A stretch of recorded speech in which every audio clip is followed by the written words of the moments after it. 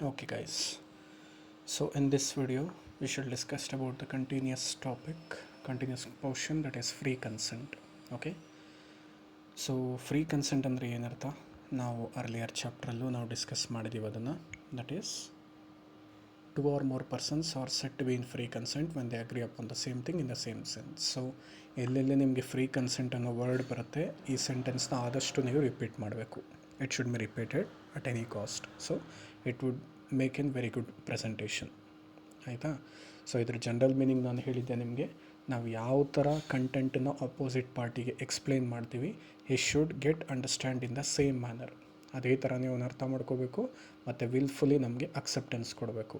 ಅವನೇನಾದರೂ ಯಾವುದಾದ್ರೂ ಪ್ರೆಷರ್ ಅಥವಾ ಇನ್ಫ್ಲೂಯೆನ್ಸ್ಗೆ ಇನ್ವಾಲ್ವ್ ಆಗಿ ನಮಗೆ ಕನ್ಸೆಂಟ್ ಕೊಟ್ಟಿದ್ದಾನೆ ಅಂತ ಹೇಳಿದ್ರೆ, then it will be called as not a free consent ಅಥವಾ ಫೋರ್ಸ್ಫುಲ್ ಕನ್ಸೆಂಟ್ ಅಂತ ಹೇಳ್ತೀವಿ. ಓಕೆ, ಸೊ ಅದರಲ್ಲಿ ಟೋಟಲಾಗಿ ನಮಗೆ ಯಾವ್ಯಾವ ಥರ ನಾವು ಫೋರ್ಸ್ಫುಲ್ಲಾಗಿ ಕನ್ಸೆಂಟನ್ನು ತೊಗೋಬೋದು. ಓಕೆ, ಇಲ್ಲಿ ಪೇಜ್ ನಂಬರ್ 1.49 ನೋಡಿ ಈ ಕಾಂಪೋನೆಂಟ್ ಏನದು? Free the consent is said to be free, not to be free when it is not caused by. ಅಂದರೆ ಈ 5 ಕೇಸಲ್ಲಿ ನಿಮಗೆ ಕನ್ಸೆಂಟ್ ಈಸ್ ನಾಟ್ ಫ್ರೀ. ಯಾವಾಗ? Coercion, undue influence, fraud, misrepresentation and mistake. So ಈ 5 ಕೇಸಲ್ಲಿ ನಿಮಗೆ consent ಏನಾಗಿರುತ್ತೆ? It will not be free. ಫೋರ್ಸ್ಫುಲ್ಲಾಗಿ ಅಥವಾ ಯಾವುದಾದ್ರೂ ಪ್ರೆಷರ್ಗೆ ಇನ್ವಾಲ್ವ್ ಆಗಿ ಅವರು ಅಕ್ಸೆಪ್ಟೆನ್ಸ್ ಕೊಟ್ಟಿರ್ತಾರೆ. ಸೊ 5 ಕಂಟೆಂಟನ್ನು ಈ ವಿಡಿಯೋದಲ್ಲಿ ನಾವು ಇನ್ ಡೀಟೇಲ್ ಆಗಿ ಸ್ಟಡಿ ಮಾಡ್ತೀವಿ. Okay, right. Let us take the first one, coercion. Okay, so ನಮಗಿಲ್ಲಿ ಕೊಹರ್ಷನ್ ಅಂದರೆ ಅರ್ಥ ಏನು? ಬೇಸಿಕಲಿ ನೋಡಿ, ನಮಗಿಲ್ಲಿ ಟೋಟಲ್ ಆಗಿ 4 ಕಾಂಪೊನೆಂಟ್ಸ್ ಕೊಟ್ಟಿದ್ದಾರೆ. ನಾವು ಕೆಳಗಡೆ ಅನಾಲಿಸಿಸ್ಗೆ ಬರೋಣ. ರೈಟ್, ಮೊದಲನೇದು ಇಲ್ಲಿ 3 ಕಾಂಪೊನೆಂಟ್ಸ್ ಇದೆ, ಇಲ್ಲೊಂದು ಕಾಂಪೊನೆಂಟ್ ಇದೆ. ಸೊ ಕೊಹರ್ಷನ್ ಅಂದರೆ ಏನು? Committing or threatening to commit any act forbidden by the Indian penal code. Okay, so ನೀವು ಅಪೋಸಿಟ್ ಪಾರ್ಟಿ ಅಕ್ಸೆಪ್ಟೆನ್ಸ್ ತೊಗೊಳೋದಕ್ಕೋಸ್ಕರ ಏನು ಮಾಡ್ತೀರಾ? You will commit any crime, ಯಾವುದಾದ್ರೂ ಕ್ರೈಮ್ನ ಕಮಿಟ್ ಮಾಡ್ತೀರಾ, ಅಥವಾ you may threaten to commit. Okay, ಹೆದರಿಸೋದು. ಓಕೆ, ಆ ಥರ ಬೇಕಾದರೂ ಮಾಡ್ಬೋದು. ಅಥವಾ the unlawful detaining or threatening to detain any property to the prejudice of any person. So ಯಾರಾದರೂ ಪ್ರಾಪರ್ಟಿನ ನೀವು ಅನ್ಲಾಫುಲ್ಲಾಗಿ ಅಕ್ವೈರ್ ಮಾಡ್ಕೊಳ್ಳೋದಾಗಿರ್ಬೋದು, ಅಥವಾ ಅಕ್ವೈರ್ ಮಾಡ್ಕೊಳ್ತೀವಿ ಅಂತ ಪ್ರೆಷರ್ ಮಾಡೋದಾಗಿರ್ಬೋದು, ಥ್ರೆಟನ್ ಮಾಡೋದಾಗಿರ್ಬೋದು, ಅದನ್ನು ನಾವು ಕೊಹರ್ಷನ್ ಅಂತ ಕೂಗ್ತೀವಿ. ಯಾವ ಕಾರಣಕ್ಕೋಸ್ಕರ ಈ ಆ್ಯಕ್ಟಿವಿಟೀಸ್ನ ಮಾಡ್ತೀರಾ? In order to with the intention of causing any person to enter into an agreement. So ಯಾರಾದರೂ ಒಬ್ಬ ವ್ಯಕ್ತಿನ ಅಗ್ರಿಮೆಂಟ್ಗೆ ಎಂಟರ್ ಆಗಲಿ ಅನ್ನೋ ಕಾರಣಕ್ಕೋಸ್ಕರ ನೀವು ಆ್ಯಕ್ಟಿವಿಟೀಸ್ನ ಪರ್ಫಾರ್ಮ್ ಮಾಡ್ತೀರಾ. Okay, and point number 4, it is noted that it is immaterial whether the penal code or is not in force at the place where the coercion is employed.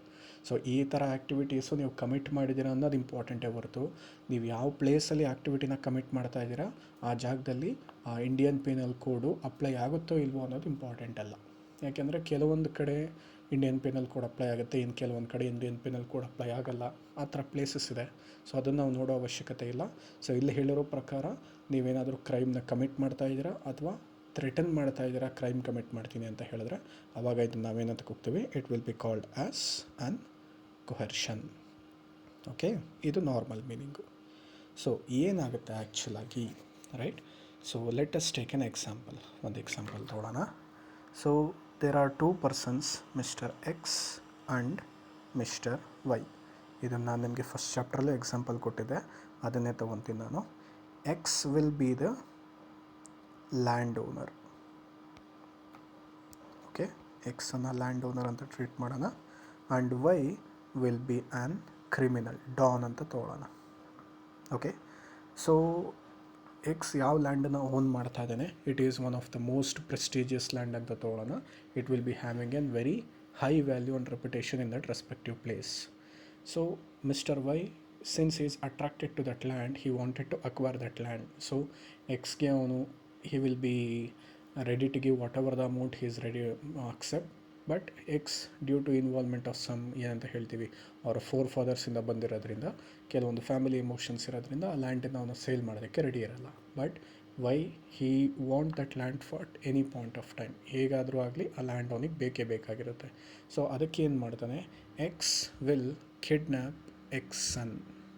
Okay, X ಸನ್ನನ್ನು kidnap ಮಾಡಿ, ನನಗೆ ಈ ಲ್ಯಾಂಡನ್ನು ನೀನು ಕೊಡಬೇಕು, ಅಕಸ್ಮಾತ್ ಏನಾದರೂ ಈ ಲ್ಯಾಂಡನ್ನು ನೀನು ನನಗೆ ಸೇಲ್ ಮಾಡಲಿಲ್ಲ ಅಂತ ಹೇಳಿದ್ರೆ automatically your son will be killed ಅಥವಾ ಹಿ ವಿಲ್ ಕಿಲ್ ಮಾಡ್ಬೋದು ಅಥವಾ ಥ್ರೆಟನ್ ಟು ಕಿಲ್ ಮಾಡ್ಬೋದು. ಅಥವಾ ಇನ್ನೊಂದು ಥರನೂ ಹೇಳ್ಬೋದು, ಏನು ಒಂದು ಕಮಿಟಿಂಗ್ ದ ಕ್ರೈಮ್ ಅಂದರೆ ಅವನ ಮಗನ್ನ ಕಿಡ್ನ್ಯಾಪ್ ಮಾಡ್ಬೋದು ಅಥವಾ ಕಿಡ್ನ್ಯಾಪ್ ಮಾಡ್ತೀನಿ ಅಂತ ಹೆದರಿಸ್ಬೋದು. ಯಾಕೆಂದರೆ ನಮಗೆ ಕೊಹರ್ಷನಲ್ಲಿ ಎರಡೂ ಹೇಳಿದ್ದಾರೆ, committing and threatening to commit ಅಂತ. ಸೊ ಯಾವುದು ಬೇಕಾದರೂ ಮಾಡ್ಬೋದು. ಸೊ ಈ ಥರ ಆ್ಯಕ್ಟಿವಿಟಿ ಮಾಡಿದಾಗ ಎಕ್ಸ್ ಪ್ರೆಷರ್ಗೆ ಇನ್ವಾಲ್ವ್ ಆಗ್ತಾರೆ, ಆಟೋಮೆಟಿಕ್ಕಾಗಿ he will sell the land to mister Y. ಓಕೆನಾ. ಸೊ ಇಲ್ಲೇನಾಯಿತು, mister X has agreed to sell the land and he has accepted to sell the land only because of this coercion. So ಇಲ್ಲಿ ಅವನು willfully ಕೊಟ್ಟಿಲ್ಲ ಲ್ಯಾಂಡನ್ನು, ಪ್ರೆಷರ್ಗೆ involve ಆಗಿ ಕೊಟ್ಟಿದ್ದಾನೆ. Here the consent is not free, basically the consent is taken forcefully. ಕರೆಕ್ಟಾ. So ಇದನ್ನು ನಾವು ಕೊಹರ್ಷನ್ ಅಂತೀವಿ. ಸೊ ಇಲ್ಲಿ ಕೆಲವೊಂದು ನಾವು ಅಬ್ಸರ್ವ್ ಮಾಡಬೇಕಾಗಿರೋದು, ಈ ಥರ ಕೊಹರ್ಷನ್ ನಡೆದಾಗ ಏನಾಗುತ್ತೆ, what will be the activity. ನೋಡಿ ಇಲ್ಲಿ ನಿಮಗೆ ಎಫೆಕ್ಟ್ಸ್ ಕೊಟ್ಟಿದ್ದಾರೆ. ಎಫೆಕ್ಟ್ ಆಫ್ ಕೊಹರ್ಷನ್ ಮೊದಲನೇದು, contract induced by the coercion is voidable at the option of the party whose consent was so obtained. So ಇದನ್ನು ನಾನು ನಿಮಗೆ ವಾಯ್ಡಬಲ್ ಕಾಂಟ್ರಾಕ್ಟಲ್ಲಿ ಎಕ್ಸಾಂಪಲ್ ಕೊಟ್ಟಿದ್ದೆ ಫಸ್ಟ್ ಚಾಪ್ಟ್ರಲ್ಲಿ. ಓಕೆ. ಸೊ ಈಗ ಕಾಂಟ್ರಾಕ್ಟ್ ಏನಾಗುತ್ತೆ ಅಂತ ಹೇಳಿದ್ರೆ ಎಕ್ಸ್ ಪಾಯಿಂಟ್ ಆಫ್ ವ್ಯೂ ಇಂದ ವಾಯ್ಡಬಲ್ ಆಗುತ್ತೆ. ಏನು ವಾಯ್ಡಬಲ್ ಅಂತ ಹೇಳಿದ್ರೆ, voidable contract is a contract which can be exercised at the option of one party and not at the option of other parties ಅಂತೀವಿ. Okay. One party point of ವ್ಯೂಯಿಂದ ಮಾತ್ರ execute ಮಾಡ್ಬೋದು, other ಪಾರ್ಟೀಸನ್ನು ಕೇಳಲ್ಲ. So ಈಗೇನಾದರೂ X ಹೋಗ್ಬಿಟ್ಟು ಕೋರ್ಟಲ್ಲಿ case ಹಾಕಿದ್ರೆ, ಈ ಥರ ನನಗೆ ಲ್ಯಾಂಡನ್ನು ಫೋರ್ಸ್ಫುಲ್ಲಾಗಿ ತೊಗೊಂಡಿದ್ದಾರೆ ಅಂತ ಹೇಳಿದಾಗ ಎಕ್ಸ್ಗೆ ಜಡ್ಜು ಎರಡು ಆಪ್ಷನ್ ಕೊಡ್ತಾರೆ. ಏನು, ನಿನಗೆ ಲ್ಯಾಂಡ್ ಬೇಕಾಗಿದೆ ಅಂತ ಹೇಳಿದ್ರೆ ಲ್ಯಾಂಡ್ ವಾಪಸ್ ಕೊಡಿಸ್ತೀವಿ, ಇಲ್ಲ ದುಡ್ಡು ಬೇಕಾಗಿದೆ ಅಂತ ಹೇಳಿದ್ರೆ ಕಾಂಟ್ರಾಕ್ಟ್ನ ಎಕ್ಸಿಕ್ಯೂಟ್ ಮಾಡಿಸ್ತೀವಿ.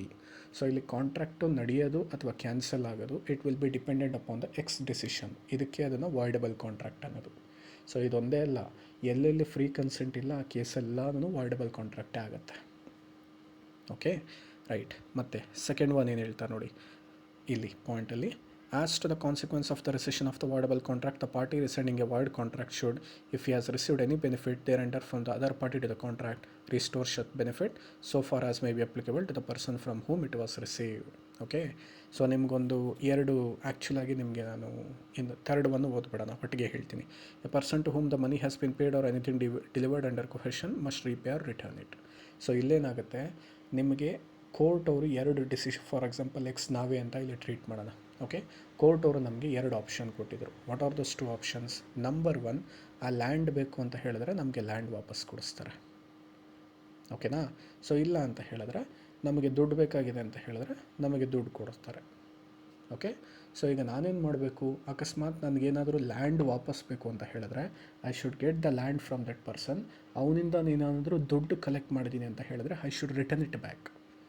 ಓಕೆ. ಯಾಕೆ ಅಂತ ಹೇಳಿದ್ರೆ, ನೀವು ಅವನ ಹತ್ರ ಲ್ಯಾಂಡ್ ಕಲೆಕ್ಟ್ ಮಾಡ್ತಾ ಇದ್ದೀರಾ ಅಂದರೆ ಕಾಂಟ್ರಾಕ್ಟ್ನ ಕ್ಯಾನ್ಸಲ್ ಮಾಡ್ತಾ ಇದ್ದೀರಾ ಅಂತ ಅರ್ಥ. You don't want to execute this contract. So ಅದರಿಂದ ಏನೇನು ಬೆನಿಫಿಟ್ ರಿಸೀವ್ ಮಾಡಿರ್ತಾರೆ ಅದನ್ನೆಲ್ಲನೂ ನೀವು ವಾಪಸ್ ಕೊಡಬೇಕು. ಓಕೆನಾ. ಅದೇ ಥರನೇ ಅವರು ಹೇಳ್ತಿರೋದು.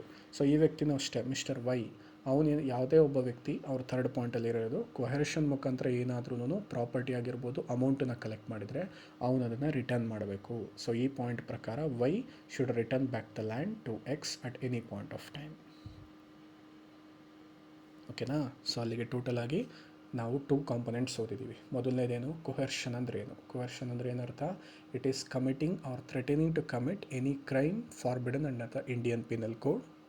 ಓಕೆ. ಅಥವಾ ಪ್ರಾಪರ್ಟಿನ ಡಿಟೈನ್ ಮಾಡ್ಬೋದು ಅಥವಾ ಥ್ರೆಟನ್ ಮಾಡ್ಬೋದು. ಡಿಟೈನ್ ಮಾಡ್ತೀವಿ, ಅಕ್ವೈರ್ ಮಾಡ್ಕೊತೀವಿ ಅಂತ. ಯಾವ ಕಾರಣಕ್ಕೋಸ್ಕರ? ಆಪೋಸಿಟ್ ಪಾರ್ಟಿನ ಕಾಂಟ್ರಾಕ್ಟಲ್ಲಿ ಎಂಟರ್ ಆಗಿ ಅಕ್ಸೆಪ್ಟೆನ್ಸ್ ಕೊಡಲಿ ಅನ್ನೋ ರೀಸನ್ಗೋಸ್ಕರ. ಓಕೆ. ಸೊ ಅದನ್ನು ಮಾಡಿದ್ರಿ ಅಂತ ಹೇಳಿದ್ರೆ it will be called as coercion. So ಕೊಹರ್ಷನಲ್ಲಿ ಇನ್ವಾಲ್ವ್ ಆದಾಗ ನಿಮಗೆ ಟೋಟಲಾಗಿ 3 ಕೇಸಸ್ ಅಂದರೆ 3 ಎಫೆಕ್ಟ್ಸ್ ಆಗುವಂಥ ಚಾನ್ಸ್ ಇರುತ್ತೆ. ಮೊದಲನೇದು, whenever coercion is present the contract will become voidable. Okay. ಯಾರಿಗೆ ಅಫೆಕ್ಟ್ ಆಗಿರುತ್ತೆ, ಯಾರು ಕನ್ಸೆಂಟನ್ನು ಫ್ರೀಯಾಗಿ ಕೊಟ್ಟಿರಲ್ಲ, ಫೋರ್ಸ್ಫುಲ್ಲಾಗಿ ಕೊಟ್ಟಿರ್ತಾನೆ, ಅವನ ಪಾಯಿಂಟ್ ಆಫ್ ವ್ಯೂಯಿಂದ ಅದು ವಾಯ್ಡಬಲ್ ಕಾಂಟ್ರಾಕ್ಟ್ ಆಗುತ್ತೆ. ನೆಕ್ಸ್ಟು, ಅದನ್ನು ಅವನು ಕ್ಯಾನ್ಸಲ್ ಮಾಡ್ತಾನೆ ಅಥವಾ ಅದನ್ನು ಎಕ್ಸಿಕ್ಯೂಟ್ ಮಾಡ್ತಾನೆ ಅನ್ನೋದು ಅವನ ಮೇಲೆ ಡಿಪೆಂಡೆಂಟ್ ಆಗಿರುತ್ತೆ. ಅಕಸ್ಮಾತ್ ಏನಾದರೂ ಅವ್ನು ಕಾಂಟ್ರಾಕ್ಟನ್ನು ಕ್ಯಾನ್ಸಲ್ ಮಾಡ್ದೆ ಅಂತ ಹೇಳಿದ್ರೆ ಆಪೋಸಿಟ್ ಪಾರ್ಟಿಯಿಂದ ಅವನೇನು ಬೆನಿಫಿಟ್ ರಿಸೀವ್ ಮಾಡಿದ್ದಾನೆ ಅದನ್ನು ವಾಪಸ್ ಕೊಡಬೇಕು. And also opposite party coercion exercise ಮಾಡಿ ಏನೇನು ಪ್ರಾಪರ್ಟಿನ ಮತ್ತು ಬೆನಿಫಿಟ್ನ ರಿಸೀವ್ ಮಾಡಿದ್ದಾನೆ ಅವನು ಅದನ್ನು ವಾಪಸ್ ಕೊಡಬೇಕಾಗತ್ತೆ. ಓಕೆನಾ. This is about free consent. Right. Next page number 1.50 next component ಯಾವುದು? It is undue influence. Okay. So undue ಇನ್ಫ್ಲುಯೆನ್ಸಲ್ಲಿ ಏನಾಗುತ್ತೆ, ನಮ್ಗೆ ಏನು ಹೇಳಿದ್ದಾರೆ ನೋಡಿ, It is a contract is said to be induced by undue influence where the relations subsisting between the parties are such that one of the parties is in position to dominate the will of the other and he uses that position to obtain an unfair advantage over the other.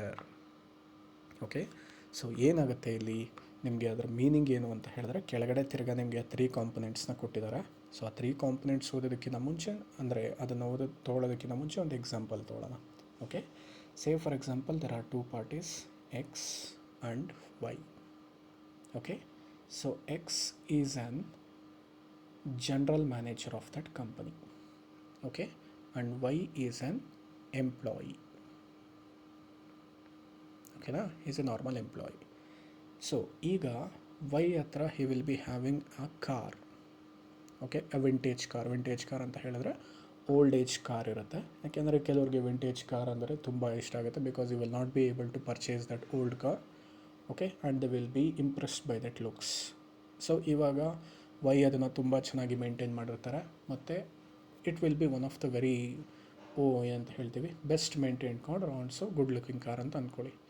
So X will be fully attracted by the car and also he will be the lover of the vintage cars. So ಇವನೇನು ಮಾಡ್ತಾನೆ, ವೈಗೆ he will ask him politely that ನಾನು ನಿನ್ನ ಕಾರನ್ನು purchase ಮಾಡ್ಬೇಕಂತ ಅಂದ್ಕೊಂಡಿದ್ದೀನಿ, whatever the amount you are willing to ask you can ask me, I am ready to pay it at any cost, ನನಗೆ ಆ ಕಾರ್ ಬೇಕೇ ಬೇಕು ಅಂತ. Even Y is also an lover of vintage car ಆಗಿರೋದ್ರಿಂದ he will not be ready to sell it. ಅವ್ನು ಹೇಳ್ತಾನೆ, at any cost ನಾನು cell ಮಾಡಲ್ಲ sir, I will be holding that car till my death. Okay, but ಇಲ್ಲಿ X ಅದನ್ನು ಹೇಗಾದರೂ ತೊಗೊಳ್ಳೇಬೇಕು ಅನ್ನೋ intention ಇರೋದ್ರಿಂದ ಅವನು ಒಂದು ಪೊಸಿಷನ್ನ ಯುಟಿಲೈಸ್ ಮಾಡ್ಕೊತಾನೆ. ಏನಂತ, he will say that being general manager of this company I am insisting you to sell that car. ಅಕಸ್ಮಾತ್ ಏನಾದರೂ ನೀ ಕಾರನ್ನು ಸೆಲ್ ಮಾಡಲಿಲ್ಲ ಅಂತ ಹೇಳಿದ್ರೆ ನಾನು ನಿನಗೆ ಪ್ರಮೋಟ್ ಮಾಡ್ತೀನಿ, ಅಥವಾ ನೀನು ಯಾವ ಪೊಸಿಷನಲ್ಲಿದೆಯೋ ಅದಕ್ಕಿಂತ ಕೆಳಗಡೆ ಪೊಸಿಷನ್ಗೆ ನಾನು ನಿನಗೆ ಪ್ರಮೋಟ್ ಮಾಡ್ಬೋದು, ಅಥವಾ ಕೆಲಸದಿಂದನೇ ನಿನಗೆ ತೆಗೆದುಹಾಕ್ಬೋದು. ಸೊ ವರ್ಕಲ್ಲಿ ನಿನಗೆ ನಾನು ಪ್ರಾಬ್ಲಮ್ಸ್ ಕ್ರಿಯೇಟ್ ಮಾಡ್ತೀನಿ ಅಂತ ಅವನಿಗೆ ಹೆದರಿಸ್ಬೋದು. ಓಕೆ, ಸೊ ಇದರಿಂದ ವೈ ವರ್ಕನ್ನು ಕಳ್ಕೊತಾನೆ ಅನ್ನೋ ಒಂದೇ ಒಂದು ರೀಸನ್ಗೋಸ್ಕರ ಕಾರನ್ನು ಎಕ್ಸ್ಗೆ ಸೇಲ್ ಮಾಡ್ತಾರೆ. ಓಕೆ, ನೋಡಿ, ಕೊಹರ್ಷನ್ಗೂ ಈ ಎಕ್ಸಾಂಪಲ್ಗೂ ಕನ್ಫ್ಯೂಸ್ ಮಾಡ್ಕೋಬೇಡಿ. ಯಾಕೆ ಅಂತ ಹೇಳಿದ್ರೆ ಅಲ್ಲೂ ಥ್ರೆಟನಿಂಗ್ ಟು ಕಮಿಟ್ ಅಂತ ಹೇಳಿದ್ವಿ, ಬಟ್ ಅಲ್ಲಿ ಕ್ರೈಮ್ ಕಮಿಟ್ ಮಾಡ್ತೀವಿ ಅಂತ ಹೆದರಿಸ್ತಿದ್ರೆ ಹೊರತು ಇಲ್ಲಿ ಯಾವುದೇ ರೀತಿ ಒಂದು ಕ್ರೈಮ್ ಅಲ್ಲ. ಓಕೆ, ನಿನ್ನ ಕೆಲಸದಿಂದ ನಾನು ಪ್ರಮೋಟ್ ಮಾಡ್ತೀನಿ ಅಥವಾ ನಿನ್ನ ಕೆಲಸದಿಂದ ತೆಗೆದಾಕ್ತೀನಿ ಅನ್ನೋದು it is not on crime ಅಂತ ನಾವು ಹೇಳಲ್ಲ, it is misuse of his position ಅಂತ ನಾವು ಹೇಳ್ಬೋದು. ಓಕೆ, ಸೊ ಅಂಡ್ಯೂ ಇನ್ಫ್ಲುಯೆನ್ಸಲ್ಲಿ ಏನಾಗುತ್ತೆ ಅಂತ ಹೇಳಿದ್ರೆ ಬೇಸಿಕ್ಕಾಗಿ ಒಬ್ಬ ಸುಪೀರಿಯರ್ ಪೊಸಿಷನಲ್ಲಿರುವಂಥ ವ್ಯಕ್ತಿ ಇನ್ನೊಬ್ಬ ಇನ್ಫೀರಿಯರ್ ಪೊಸಿಷನಲ್ಲಿರುವಂಥ ವ್ಯಕ್ತಿ ಮೇಲೆ ಅವರ ಪೊಸಿಷನ್ನ ಮಿಸ್ಯೂಸ್ ಮಾಡಿ ಅಟ್ರ್ಯಾಕ್ಟ್ ಮಾಡಿ ಬೆನಿಫಿಟನ್ನು ಡಿರೈವ್ ಮಾಡ್ತಾರೆ. This will be called as undue influence ಅಂತ ಹೇಳ್ತೀವಿ. ಓಕೆ, ಸೊ ಅಂಡ್ಯೂ ಇನ್ಫ್ಲುಯೆನ್ಸ್ ಆಗಬೇಕು ಅಂದರೆ ಏನಿರಬೇಕು, ಒಬ್ಬ ವ್ಯಕ್ತಿ ಹೈ ಪೊಸಿಷನಲ್ಲಿರಬೇಕು, ಇನ್ನೊಬ್ಬ ವ್ಯಕ್ತಿ ಲೋ ಪೊಸಿಷನಲ್ಲಿರಬೇಕು, ಆವಾಗ ಮಾತ್ರನೇ ಇದು ಎಕ್ಸಸೈಸ್ ಮಾಡೋದಕ್ಕಾಗತ್ತೆ. ಬಟ್ ಕೊಹೆರ್ಷನಲ್ಲಿ ಆ ಥರ ಯಾವುದೂ ಇರಲಿಲ್ಲ. ಕರೆಕ್ಟಾ? ಸೊ ಅದನ್ನೇ ನಿಮಗಲ್ಲಿ ಮೀನಿಂಗಲ್ಲಿ ಕೊಟ್ಟಿರೋದು. Okay, right. ಇಲ್ಲಿ 3 ಪಾಯಿಂಟ್ಸ್ ಕೊಟ್ಟಿದ್ದಾರೆ ನೋಡಿ. Where he holds real or apparent authority over the other and when he stands in a fiduciary relationship to the other and where he makes a contract with a person whose mental capacity is temporarily or permanently affected by the reason of age, illness. ಅಂದರೆ ಅಲ್ಲಿ ನಾನು position ಪ್ರಕಾರ ಹೇಳಿದೆ ನಿಮಗೆ. Okay, ಕೆಲವೊಂದು ಸಲ ಏನಾಗುತ್ತೆ ಅಂತ ಹೇಳಿದ್ರೆ ಇಲ್ಲೂ ಪೊಸಿಷನ್ ಎಕ್ಸಾಂಪಲ್ ತೊಗೊಂಡಾಗ ವರ್ಕ್ ಪೊಸಿಷನ್ ಬೇಸಿಸ್ ಮೇಲಲ್ಲ, ಅವನ ಎಬಿಲಿಟಿ ಬೇಸಿಸ್ ಮೇಲೆ. ಓಕೆ, ಸೊ ಆ ವ್ಯಕ್ತಿ ಮೆಂಟಲಿ ಡಿಸೇಬಲ್ಡ್ ಅಥವಾ ಪರ್ಮನೆಂಟ್ಲಿ ಇನ್ಕೇಪಬಲ್ ಪರ್ಸನ್ ಆಗಿರ್ತಾನೆ. ಸೊ ಅವರು ನೀವು ನೋಡ್ಕೊತಾ ಇರ್ತೀರ. ಸೊ ಅವನ ಹತ್ರ ಯಾವುದಾದ್ರೂ ವಸ್ತು ನಿಮಗೆ ಅಟ್ರಾಕ್ಟ್ ಆಗಿದೆ ತೊಗೋಬೇಕು ಅಂತ ಹೇಳಿದ್ರೆ ಅವನನ್ನು ನೀವು ಮಿಸ್ಗೈಡ್ ಮಾಡ್ಬೋದು. ಅಕಸ್ಮಾತ್ ನೀನೇನಾದರೂ ಈ ರೆಸ್ಪೆಕ್ಟಿವ್ ಪ್ರಾಡಕ್ಟನ್ನು ನನಗೆ ಸೇಲ್ ಮಾಡಲಿಲ್ಲ ಅಂತ ಹೇಳಿದ್ರೆ I will not be continue to looking after you. Okay, as the reason of that ಅವನು ಒಪ್ಕೊಳ್ಬೋದು. ಓಕೆ, ಇದು ಕೆಲವೊಂದು ಎಕ್ಸಾಂಪಲ್ಸ್. ರೈಟ್. ಸೊ ಇಷ್ಟು ನಾನು ನಿಮ್ಗೆ ಏನೇನು ಹೇಳಿದೆ ನಿಮಗೆ ಎಕ್ಸಾಂಪಲಲ್ಲಿ, ನಿಮಗೆ ಕೆಳಗಡೆ ಅನಾಲಿಸಿಸಲ್ಲಿ ಅದನ್ನೇ ಕೊಟ್ಟಿದ್ದಾರೆ. Page number 1.51. ಒಂದು ರಿಲೇಷನ್ಶಿಪ್ ಬಿಟ್ವೀನ್ ದ ಪಾರ್ಟೀಸ್ ಇರಬೇಕು. Okay, position to dominate the will. Okay, ಅಷ್ಟೆಲ್ಲ ನೀವು ತಲೆ ಕೆಡಿಸ್ಕೊಳ್ಳೋದಕ್ಕೆ ಹೋಗಬೇಡಿ. ಆ ಪಾಯಿಂಟನ್ನು ಹೈಲೈಟ್ ಮಾಡಿಕೊಂಡು ನೀವು ಎಕ್ಸ್ಪ್ಲೇನ್ ಮಾಡಿ ಸಾಕು. ಓಕೆನಾ? ಅಷ್ಟೊಂದೆಲ್ಲ ನೀವು ನೆಸೆಸಿಟಿ ಇಲ್ಲ ಬರೆಯೋದು. ಸೊ ರಿಲೇಷನ್ ಇರಬೇಕು ಪಾರ್ಟೀಸ್ ಮಧ್ಯೆ. Position to dominate the will ಏನು ಹೇಳಿದೆ? Position to dominate the will ಅಂತ ಹೇಳಿದ್ರೆ ಒಬ್ಬ ಪರ್ಸನ್ನು ಸುಪೀರಿಯರ್ ಪೊಸಿಷನಲ್ಲಿರಬೇಕು ಮತ್ತು ಇನ್ನೊಬ್ಬ ಪರ್ಸನ್ನು ಇನ್ಫೀರಿಯರ್ ಪೊಸಿಷನಲ್ಲಿರಬೇಕು. ಓಕೆ, ಮತ್ತು ಮೂರನೇದು the object must be to take the undue advantage. ಮತ್ತು ಅವ್ರು ಏನು ಆ ಪೊಸಿಷನ್ ಇದೆ ಆ ಪೊಸಿಷನ್ನ ಏನಕ್ಕೋಸ್ಕರ ಯೂಟಿಲೈಸ್ ಮಾಡ್ಕೋಬೇಕು ಅಂತ ಹೇಳಿದ್ರೆ ಅನ್ಡ್ಯೂ ಅಡ್ವಾಂಟೇಜ್ ಅಂದರೆ ಪರ್ಸ್ನಲ್ ಬೆನಿಫಿಟ್ನ ಡಿರೈವ್ ಮಾಡೋದಕ್ಕೋಸ್ಕರ ತೊಗೋಬೇಕು. ಇದು ಮೂರೂ ಇದ್ದರೆ ಮಾತ್ರನೇ ನೀವು ಅದನ್ನು ಅನ್ಡ್ಯೂ ಅಡ್ವಾಂಟೇಜ್ ಅಂತ ಇನ್ಫ್ಲುಯೆನ್ಸ್ ಅಂತ ಹೇಳ್ಬೋದು.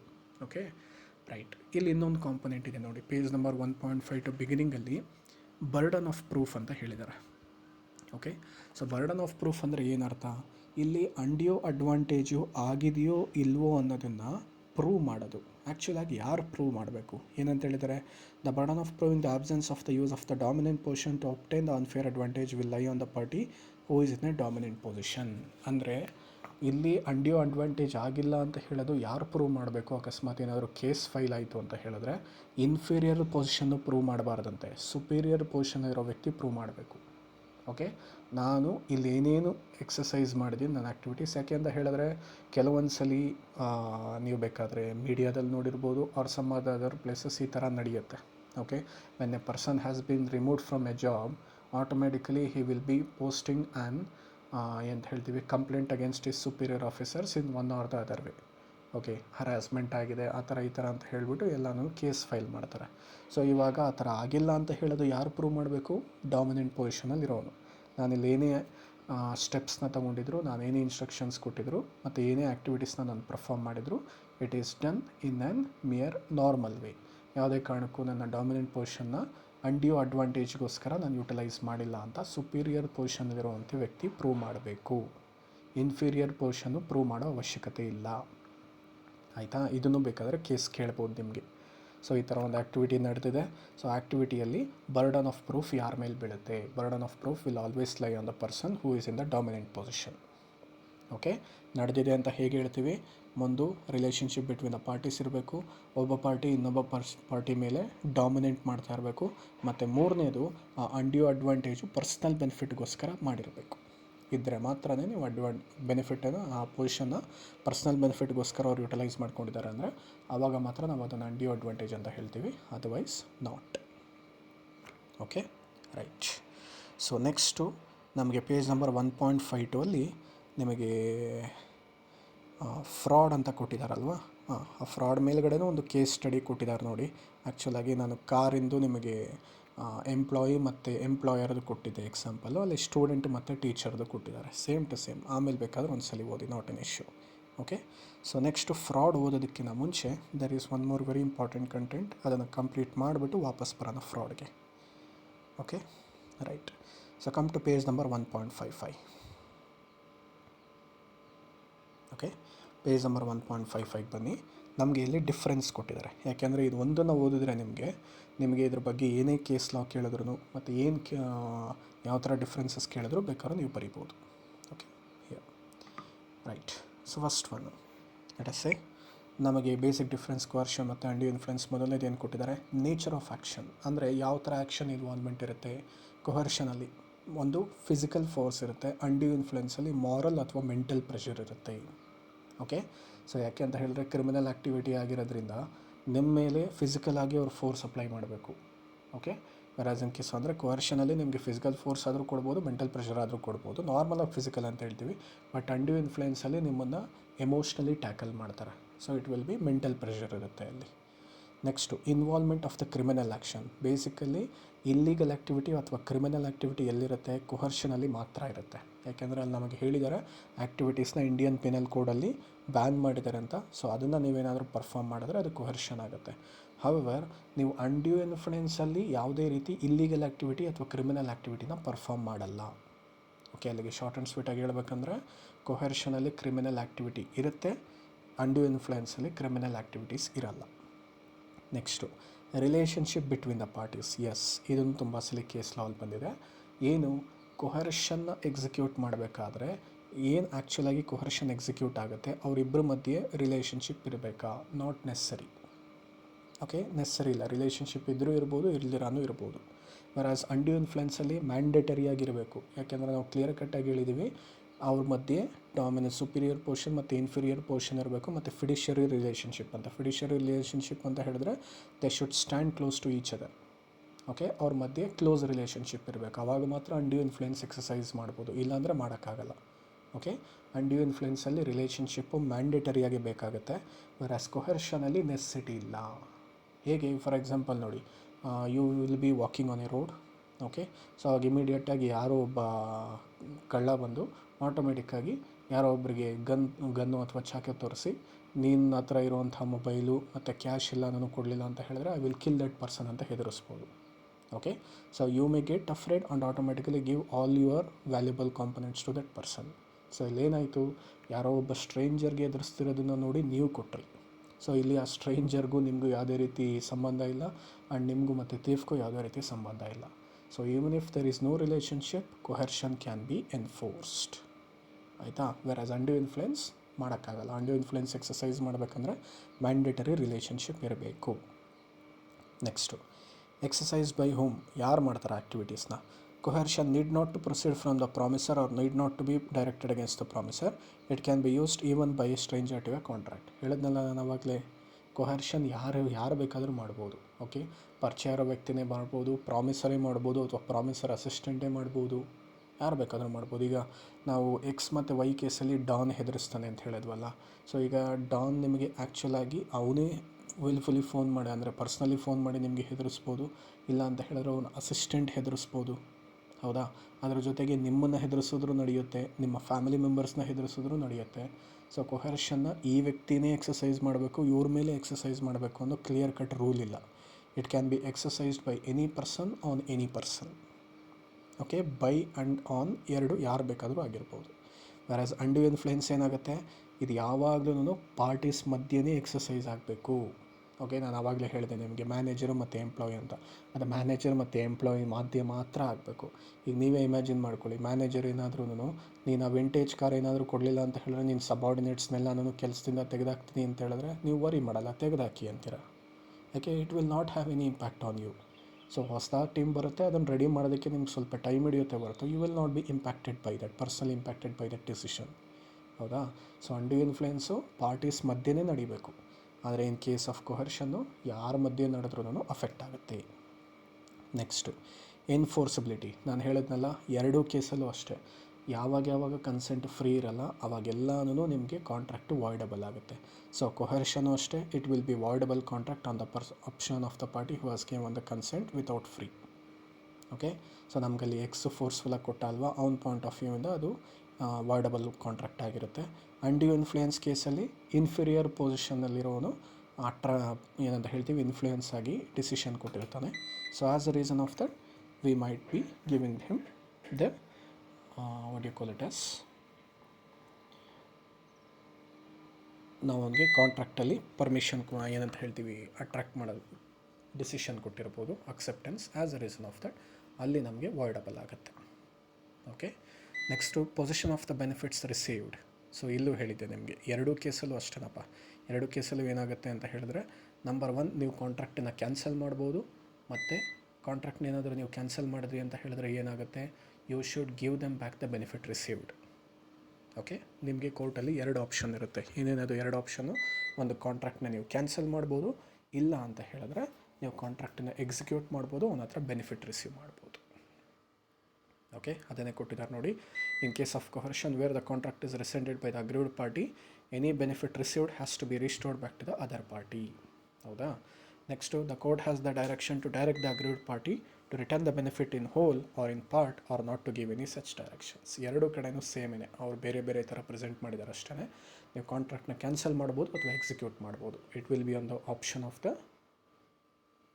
Party who has been affected by this decision.